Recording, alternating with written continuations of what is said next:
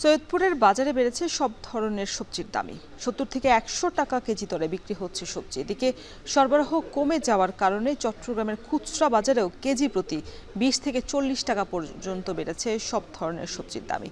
সবজি বাজারের আরো খবর জানাতে সৈয়দপুর পৌর কাঁচা বাজার থেকে যুক্ত হয়েছেন সহকর্মী আমিরুল বাপ্পি এবং চট্টগ্রামের কাজীর দেউরি বাজারে রয়েছেন কাজী মাহফুজ। শুরুতেই বাপ্পি, আপনার কাছে জানতে চাই কোন কোন সবজির দাম কি পরিমাণ বেড়েছে, বিস্তারিত জানাবেন।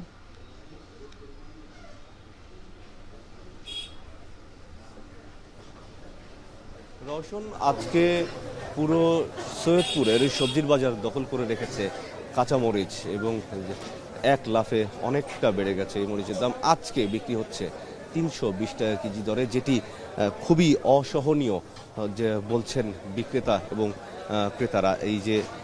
এই সময়টাতে সাধারণত একটু এমনি থেকেই কাঁচামরিচের দাম বেড়ে যায়, যেহেতু বর্ষার সময়ে উৎপাদন কিছুটা ব্যাহত হয়, মরিচের ক্ষেত নষ্ট হয়ে যায়, গাছ নষ্ট হয়ে যায়, কিছুটা বাড়ে। কিন্তু এই যে 320 টাকা কেজি, এটি অতিরিক্ত, এটি বলছেন ক্রেতারা। এছাড়া অন্যান্য সবজির দামও কিছুটা বেড়েছে, যেহেতু আজকে শুক্রবার, এমনি থেকে একটু দাম বেশি থাকে। যেমন পটল বিক্রি হচ্ছে 60 থেকে 70 টাকা কেজি দরে, ঢেঁড়স বিক্রি হচ্ছে 40 থেকে 50 টাকা কেজি দরে, করলা বিক্রি হচ্ছে 60 থেকে 70 টাকা কেজি দরে, চিচিঙ্গা বিক্রি হচ্ছে 70 টাকার মতো কেজি দরে।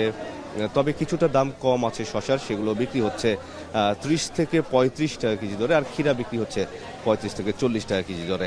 যথারীতি আলুর দাম কম আছে, আলু বিক্রি হচ্ছে জাত ভেদে 25 থেকে 35 টাকা পর্যন্ত। অনেকদিন ধরে স্থিতিশীল আছে পেঁয়াজের দাম, যেটি বিক্রি হচ্ছে 50 টাকা কেজি দরে। এছাড়া বেগুনের দামও কিছুটা স্থিতিশীল আছে, যেগুলো বিক্রি হচ্ছে 50 থেকে 60 টাকা কেজি দরে। অফ সিজনের বরবটি আমরা দেখছি আজকে বাজারে, সেটার দাম একটু বেশি, সেটি বিক্রি হচ্ছে 60 থেকে 70 টাকা কেজি দরে। তো এই যে এছাড়া পেঁপের দামও কম আছে, পেঁপে এটা হাতের নাগালে আছে, লাউ হাতের নাগালে আছে, যেটি পেঁপে এবং লাউ এই দুটি বিক্রি হচ্ছে 25 থেকে 30 টাকা কেজি দরে।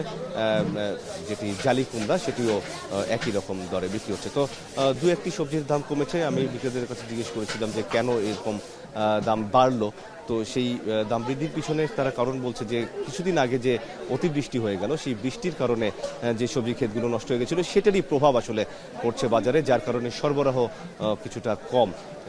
আমি নিজেও দেখেছি যে আজকে শুক্রবার অনুযায়ী অন্যান্য সপ্তাহে আমরা যে সরবরাহটা দেখে থাকি, সেই তুলনায় আজকের বাজারে কিন্তু এই সবজির সরবরাহটা কমে গেছে।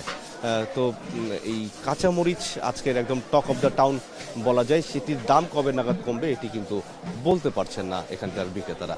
তো রওশন, এই ছিল সৈয়দপুর থেকে আমার কাছে সবশেষ অবস্থা। মাহফুজ, অন্যান্য জায়গার মতো চট্টগ্রামে তো সবজির বাজার ঊর্ধ্বমুখী, সেই ক্ষেত্রে আসলে সবজির দাম কবে নাগাদ স্বাভাবিক হতে পারে, এ বিষয়ে ব্যবসায়ীরা কি বলছেন?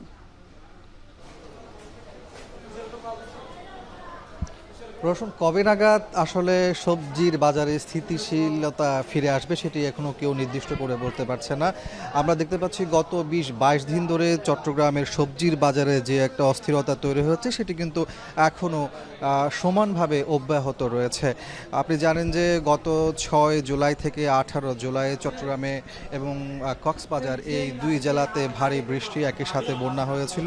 সেই বন্যা এবং ভারী বৃষ্টিতে বেশ কিছু ফসলি জমি নষ্ট হয়েছে, তার প্রভাবটি মূলত বাজারে এসে পড়েছে। আমরা এখানে এসে দেখতে পাচ্ছি যে অধিকাংশ সবজির দাম 100 থেকে 140, 150 টাকা, এবং নির্দিষ্ট করে বললে আমরা দেখতে পাচ্ছি চিচিঙ্গা আজকের বাজারে বিক্রি হচ্ছে 80 থেকে 90 টাকায়, ঝিঙ্গা বিক্রি হচ্ছে 120 টাকায়, বেগুন আজকের বাজারে বিক্রি হচ্ছে 140 টাকায়, ঢ্যাঁড়স বিক্রি হচ্ছে 100 টাকা, 110 টাকা, কাঁকরোল আমরা দেখতে পাচ্ছি 120 থেকে 130 টাকা বিক্রি হচ্ছে, পটলও 90 থেকে 100 টাকায় বিক্রি হচ্ছে।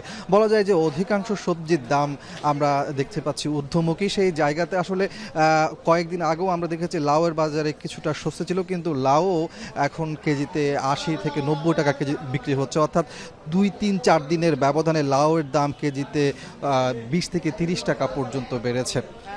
এখানে যারা ব্যবসায়ী আছেন তারা বলছেন যে আসলে পাইকার পর্যায়ে বেশি দামে এই সকল সবজিগুলো কিনতে হচ্ছে, ফলে খুচরা পর্যায়ে তাদেরকে বেশি দামে বিক্রি করতে হচ্ছে এবং শেষমেশ ভোক্তাদেরকে বেশি দামে এই পণ্যগুলো কিনতে হচ্ছে। আমরা অনেক ক্রেতার সাথেও কথা বলেছি, তারা বলছেন যে অস্বাভাবিক সবজির দাম বেড়েছে, যার ফলে তারা যে পরিমাণ সবজি কিনতে বাজারে এসেছেন তার অর্ধেক সবজি কিনতে হচ্ছে, অর্থাৎ চাহিদার অর্ধেক কিনে তারা বাড়ি ফিরছেন। সেই দৃশ্যগুলো আমরা এখানে দেখতে পাচ্ছি।